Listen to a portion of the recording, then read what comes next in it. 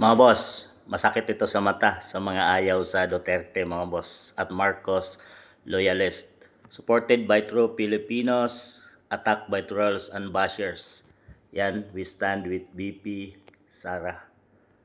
Yan mga boss, kahit nakikita na natin at alam na natin ang katotohanan kung bakit inahabol at tinitira, sinasampahan ng samot-saring kaso nila si BP Inday Sara, yun ay for 2028 election. Yan talaga ang main purpose nila mga boss, na hindi makatakbo si BP Inday sa 2028 election dahil malaking threat sa kanila si BP Inday Sara mga boss.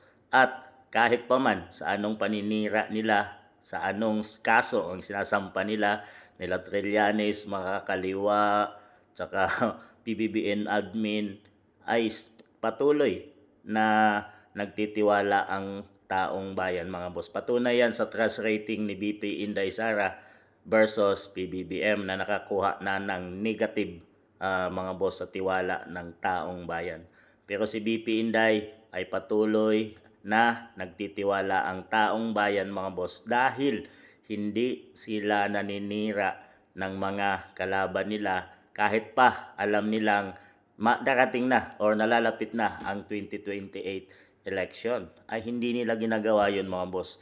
Patuloy, bagkos, trabaho ang ginagawa ni BP Inday Sara. So ang mga kalaban ngayon mga boss, nagkukumahog na makagawa ng paraan para masampahan ito si BP Inday Sara mga boss. Impeachment trial, lalaman ang kanilang hinihingi o isusulong ngayong Pebrero mga boss, dahil matatapos na yung 1-year ban ni BP Inday Sara. So yan talaga mga boss, alam natin na hindi habol nila ang katotohanan o mga boss, dahil ang habol nila sirain at hindi makatakbo si BP Inday sa 2028 bilang presidente ng bansang Pilipinas, dahil takot na sila mga boss na ito ay makabalik sa pinakamataas na posisyon dahil sa kalukuhang ginagawa nila. Alam naman natin mga boss kung sino ang natatakot na makabalik ito si BP Inday, dahil ang mga taong gumagawa ng katiwalian sa gobyerno, sila ang takot